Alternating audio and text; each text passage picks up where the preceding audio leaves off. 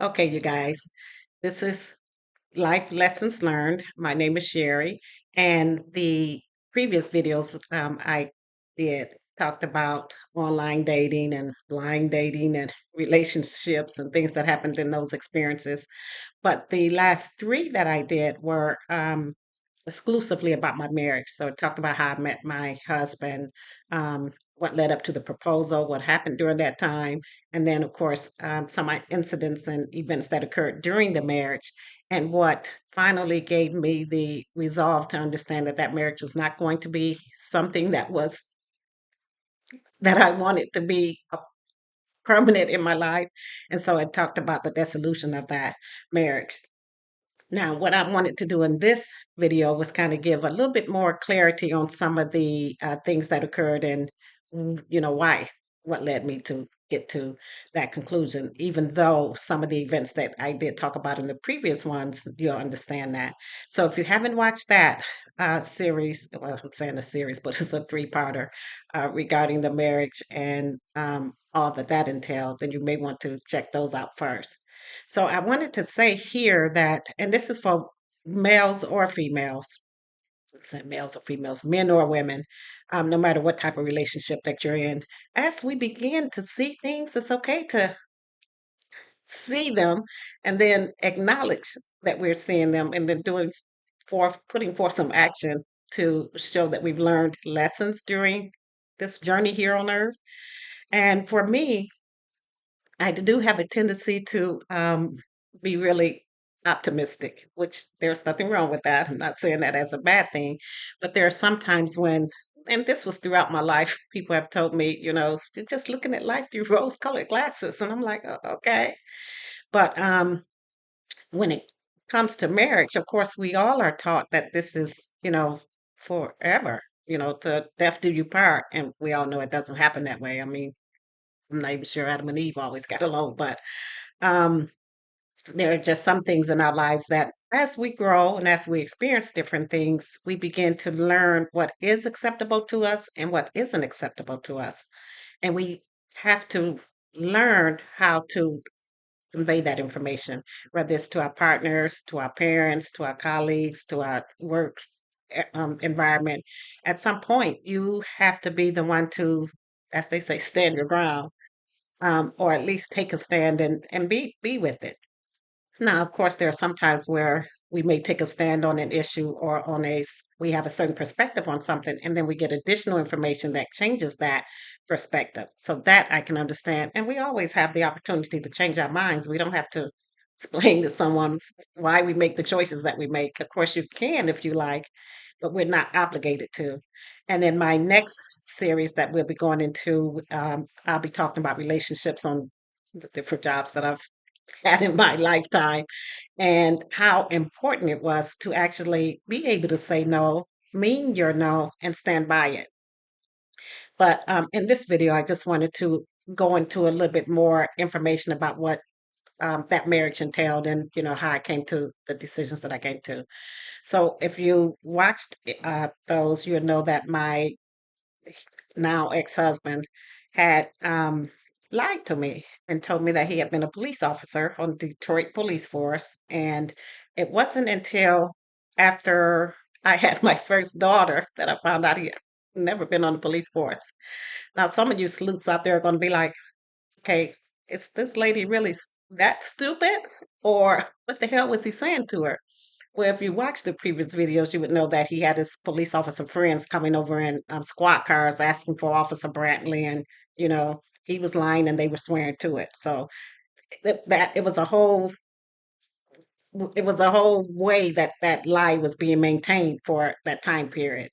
And it wasn't until I spoke to one of his family members and I was like, he's been depressed ever since he's been laid off the police force. And she was like, my brother was never on the police force. So all of that came out.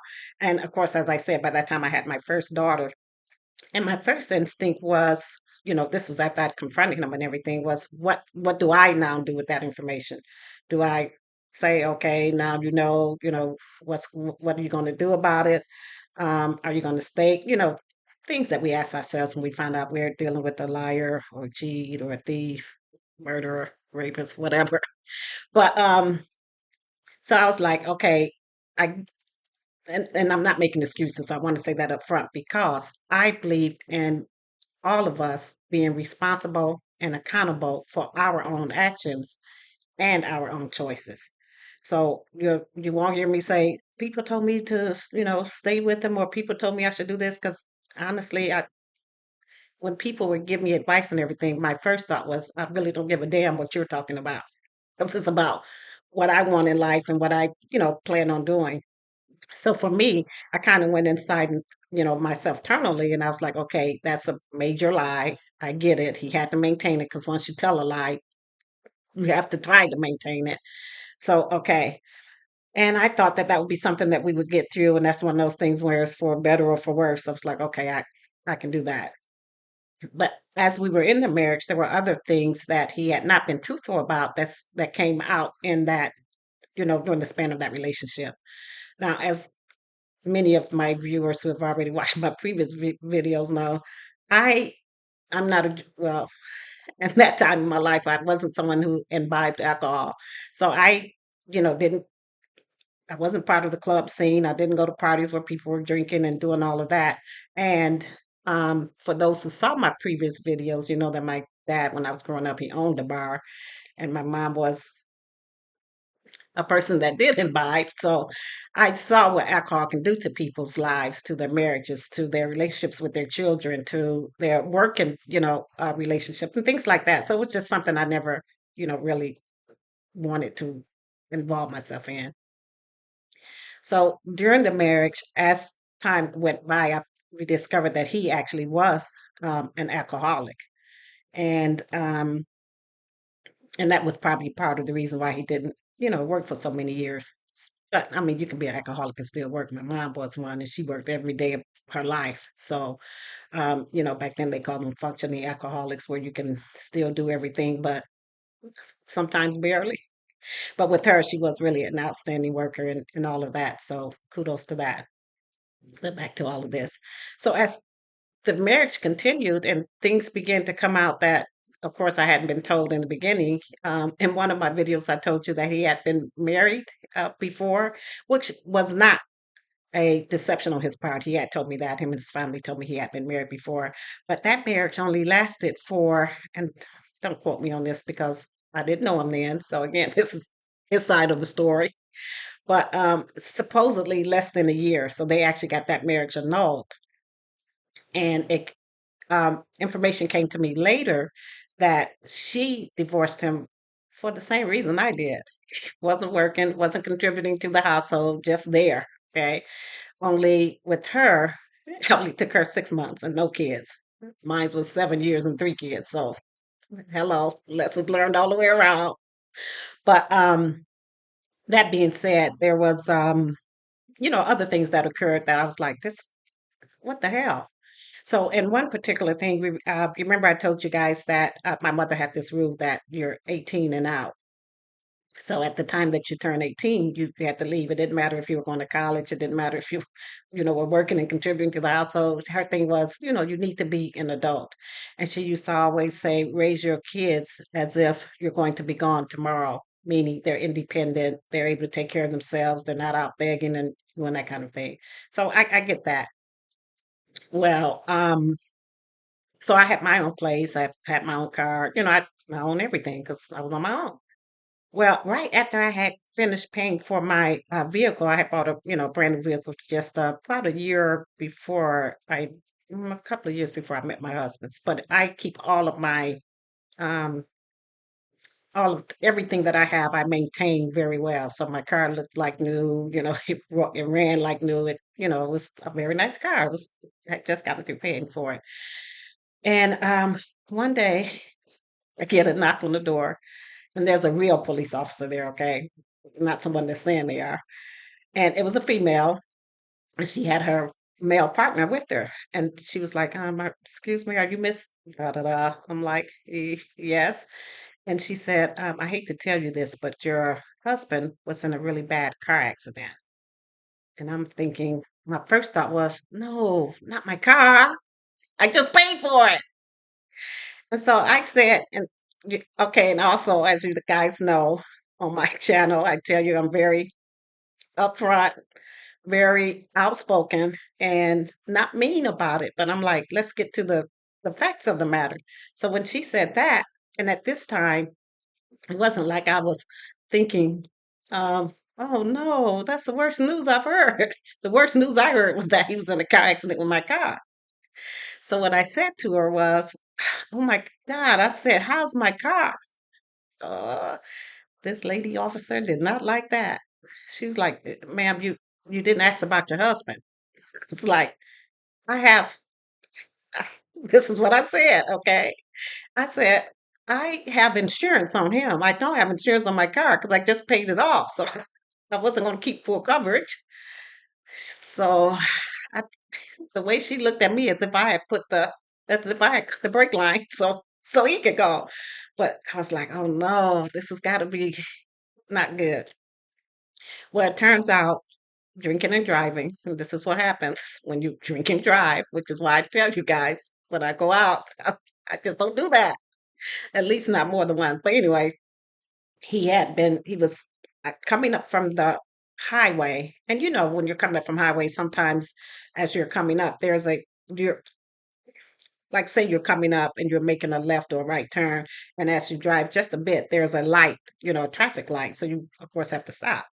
Well, the cars in front of him was, the light was actually like green and it's about to turn yellow. So as it was turning yellow, the car in front of him, stopped because they probably want to obey traffic laws. I mean, some people do that. Go figure. And he thought that they were going to go through the yellow light. And so coming up from the freeway, 50, 60, however many miles an hour you're doing, he crashed into that vehicle. Now, that totaled out that vehicle and it totaled out my vehicle. But the thing that I was grateful for, even though I wasn't in the car and I wasn't responsible and da da da da da, that family, it was a family of four. And so their kids were actually in the back seat of that car. And miraculously, they were not hurt. So he lucked out on that because that could have easily have been a DUI, a fatal accident, manslaughter, whatever you want to call it. But back to me and my issues, because my issue was my car. So that was one thing. So now, of course, we don't have transportation. But okay.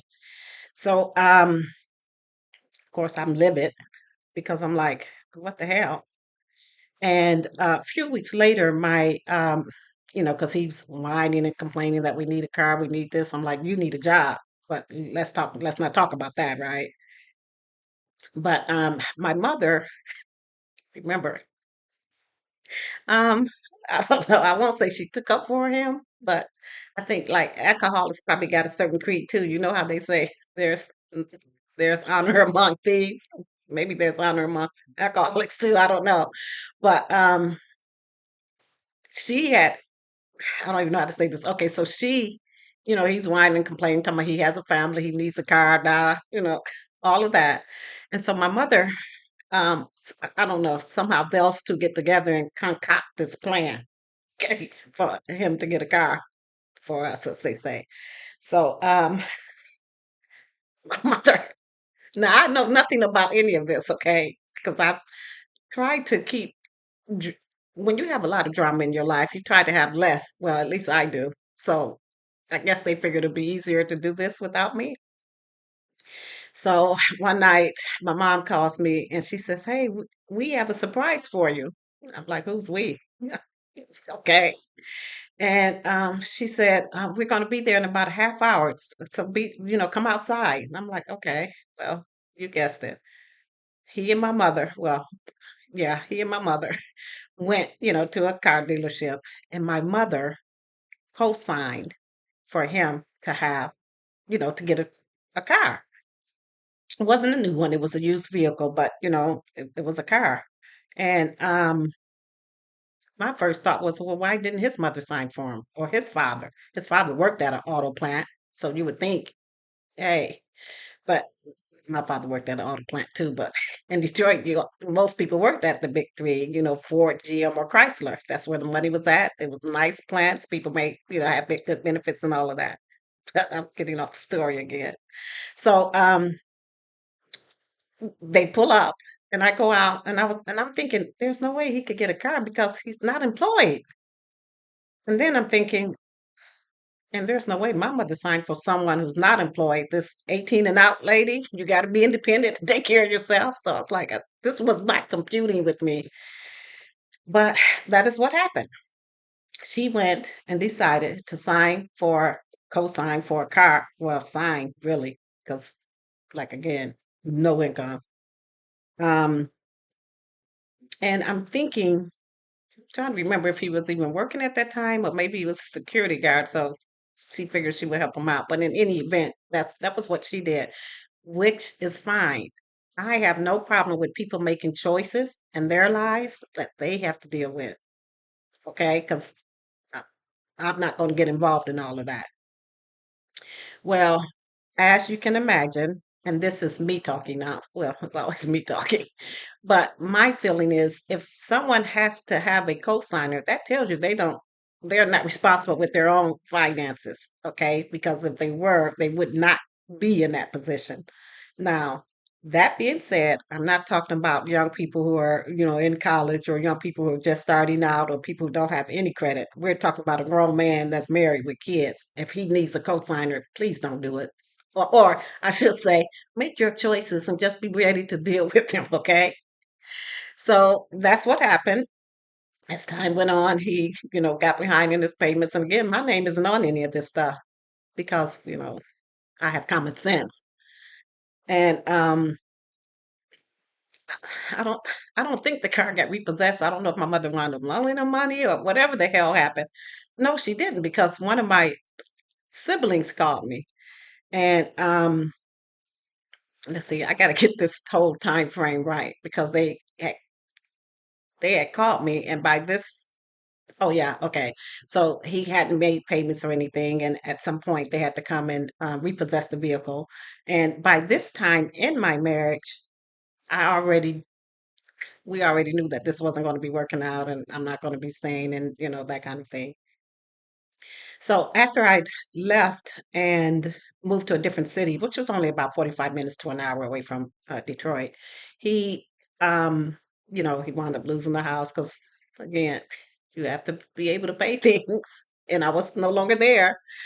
I got a call from one of my siblings, and they were like, I don't know if you know what's going on, but mom is not, is needing some help. So I'm like, some help? I mean, my mom has never needed help on anything. She's always the one people go to for help. And I shouldn't say she's never needed help on anything. As far as I know, maybe her siblings helped her out in her lifetime. Who knows? But I was like, what are you talking about? Oh, that's what it was. He said, she needs help, and it's all because of you and Reggie. And I was like, me? What are you talking about? He was like, that car that she co-signed for him, now they're coming after her, um and he should have paid that. So I said, yeah, you're right, he should have. But of course they're going to come after her. She put her name on the paperwork. She went down there, she got the car. She knew he wasn't barely ass working. So that is the consequences of that. You say you're going to pay for something if someone else doesn't pay, and when they don't pay, then it's your turn to pay. That's how this whole world works. So he was like, "Well, I don't think you should, allow that to happen. That was your husband." Like, keep in mind, key word here is was. I'm not taking care of people's bills when I'm with them. I'm damn sure not taking care of them when I'm not. So I was like, "Well, I'm kind of sorry you feel that way, but I didn't sign for anything. I didn't co-sign for anything.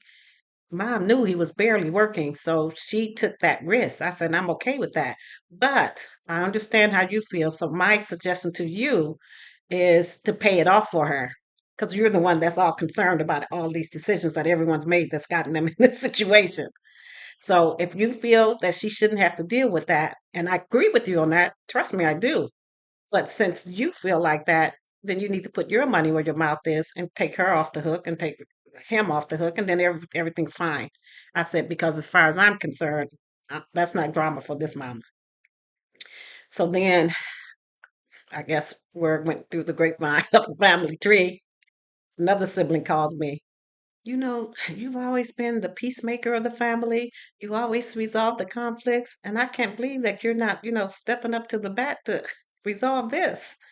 I was like, "You guys, at this point, through divorce, I am a single mother of three. I have my own car to pay for, my own rent, lights, gas, phone, food, everything else.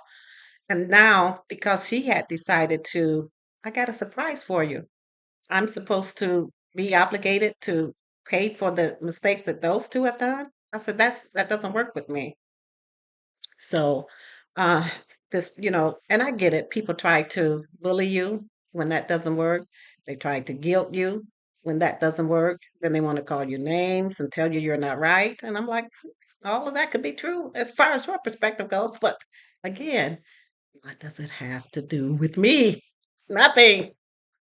So I don't know what happened eventually with all of that. And I, frankly, my dear, I didn't give a damn because I was already paying for consequences of having married this guy. So thank you.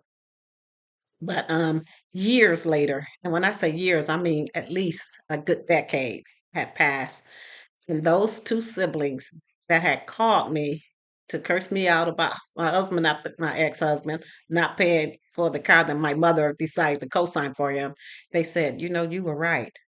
I am so sorry. They said, you were not involved in that. You made it clear to them beforehand that you weren't going to be involved in that, and they did it anyway. So, they have to, they should have had to deal with that.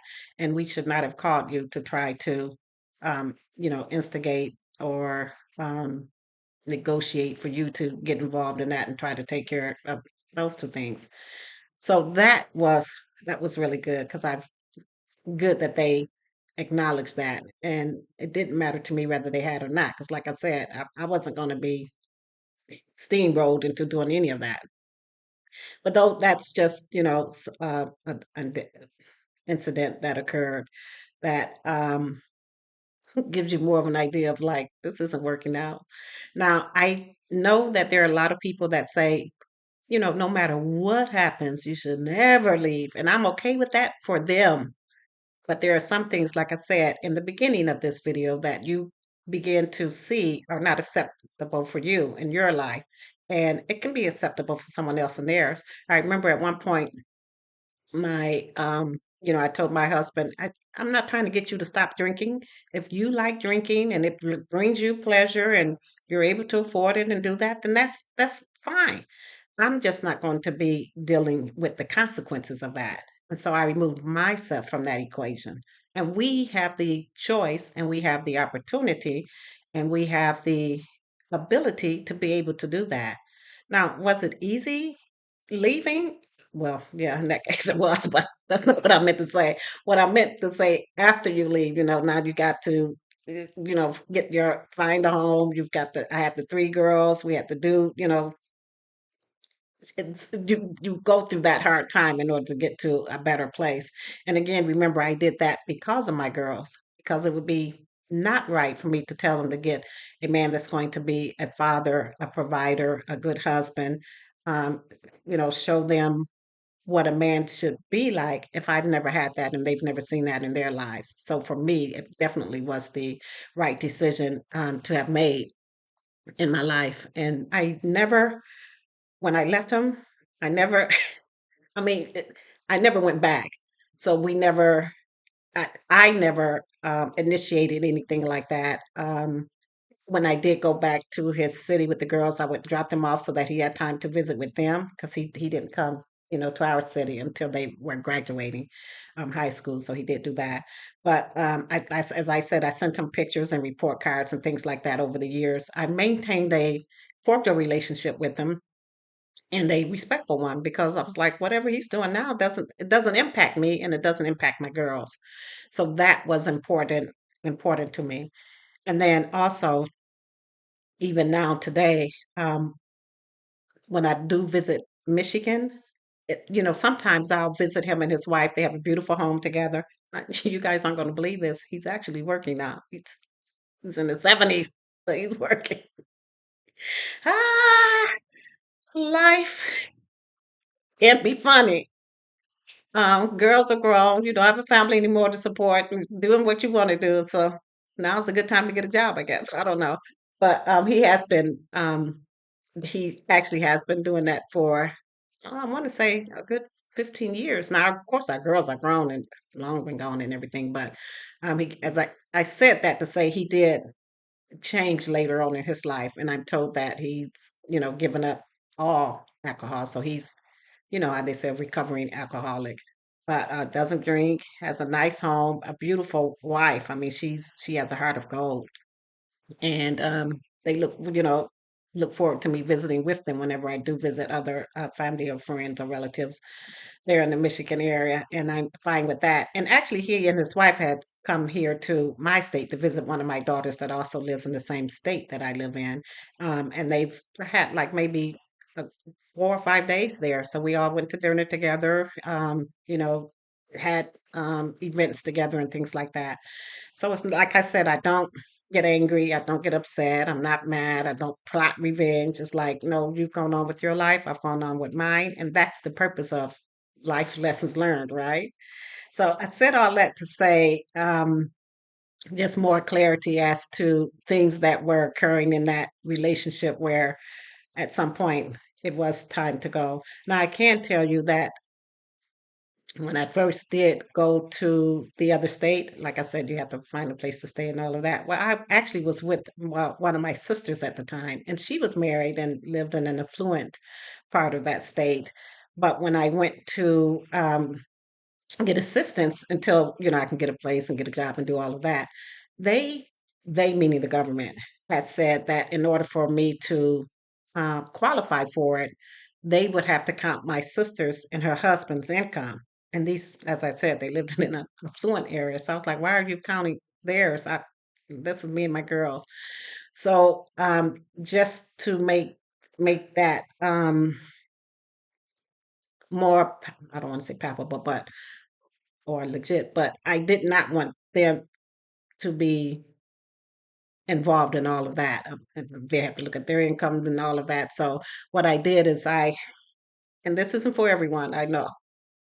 I I left their home and I went to a phone booth and I called from a phone booth and said, "Hey, I have three girls here and I'm, going through a divorce and I need some help." And they actually sent someone like right away, almost like a 911 thing. I'm like, this lady shows up, she tells me to ask me if I can go to like a public McDonald's or something.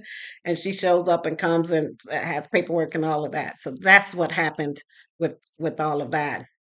And we wound up being placed in um, they call it a shelter, but it's a family's home that takes in families that need homes, but it's an actual like a house. So it wasn't like the big cot center that I talked about in my previous video where you have homeless people coming from all over, and some of them are drug addicted, some of them are alcoholics, and some of them are just whatever.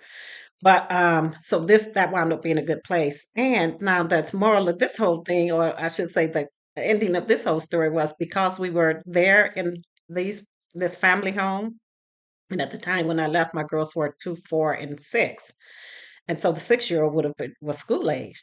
But at that time in Michigan, again, this is years ago, if you did not have a permanent address that was yours, so if I didn't live in an apartment and or a home, or if you were in some type of a shelter, that was not considered permanent housing. And so children were not able to go to school in that district that they lived in because that wasn't their permanent district. So my daughter actually wound up missing quite a bit of school in school. My other daughter says I don't say my L's right, so I'm going to try to say school, um, in her area. So she wound up missing a lot of school, and because of that, and um, Michigan at this time had a terrible rate of homelessness. Probably a lot of states did. So I actually got an invite to go to a congressional hearing about single parents that were homeless whose kids were not allowed to go to school, and that of course would have an impact on their education, and they fall behind, and everything that entails.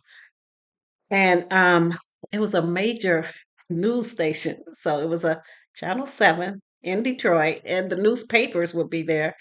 And believe it or not, word got out that I was going to be on this congressional hearing thing because they wanted to put a face to homelessness where it's not someone that's addicted, someone that's alcohol addicted, someone that's just hasn't worked all their life and it's a welfare mom, someone that wasn't n- who wasn't a dropout and wasn't a teenage mom. They wanted different faces to be highlighted on that to show that all of us are two paychecks away from being homeless, that kind of thing. So his meaning my ex-husband's mother found out that I was going to be at this congressional hearing, and she called me, and you'll never guess what she said. It wasn't good, okay? I'm gonna tell you that right now. She said, I really don't think you should be on that show because your last name is the same as ours. Oh, why didn't I get my name changed back? But I'll tell you why I didn't do that. Is because my mother, that was her. Okay, my maiden name came from my dad. And so, as far as I was concerned, my mother and father made their own mistakes. So, why would I go back to somebody else's mistaken name? I was like, I might as well just keep with my own mistaken one. But anyway, so she said, I just don't want you to mention our name, or her son's name during the hearing. And you guys know me. I'm like, I don't let anyone dictate stuff like that to me, especially, I mean, what the bigger issue is that we were homeless, okay? But okay, I'm trying to keep the peace, the negotiator, the peacemaker. So I said, okay, at this time, I said, that's a reasonable request, I guess. But, and I didn't. I did not mention any names, but because the TV crews were there and the newspapers, they took pictures of me, took pictures of the girls, so everyone wound up seeing us full blown in color. Uh, but I said all that to say, as a result of that, the laws in Michigan were changed so that children that were in shelters and that were in homeless situations could still go to school and they wouldn't have to miss 3 4 months 3 4 weeks of school. So they did change the law with that, and I have the should have had it with me, but I forgot a picture of that news article, and my girls remember that. So some good sometimes does come from drama or come from tragedy, but so that worked out really well. And things that occur, like I said, in any of our relationships, if it's not really working out for you and seeing, you're not on the path that you really want to be, and you don't see yourself soon getting on that path when you're with someone that's not, it is quite okay to say, this isn't working out for me. It's not working out for you. Because really, when you're not allowing someone else to grow, when you're taking care of them and they never have to do anything, they don't have to stand on their own, they don't have to learn to walk, really, you're hindering them as well in their whole journey. So, and of course, they can always find someone else that can do that journey for them, which is what my ex did. He wound up in another relationship for about 18 or 20 years where someone took care of him and she didn't ask many questions or anything. And then I don't know what happened with his life, but he changed at some point, met someone, this woman that he's with now. And like I said, is living a really nice, comfortable life. And I'm sure he's learned lessons. As I said, he is trying to cultivate relationships with all of his daughters at this point. So, and I stay out of it. I'm not Mrs. Budinsky. I leave all of that alone. But anyway, I just wanted to let this be the final part of the whole relationship series and the marriage and all of that and the online dating. And my next topic is going to be the BS that we put up with on our jobs or have put up with on our jobs. And some of the experiences I've had, again, you guys will be like, this lady needs to make a Lifetime movie because some of this stuff is just too wild. But remember, by this time, I've learned to stand up, speak up, and show up. Okay. So those things were important in order for me to go toe to toe with CEOs and managers and supervisors and colleagues and anyone that, for whatever reason, think it's okay to disrespect you or treat you as if you're less than. So, anyway, We'll get into all of those things later. And hopefully, like I said, this is life lessons learned. Some of you guys are going, I can stand up. I can start saying no. I can do what I need to do in my life to be on the path that I want to be on. So please hit that like and subscribe button. Share this video to others that you think it may be helpful for. And as always, leave your comments below. I do read them. I do respond.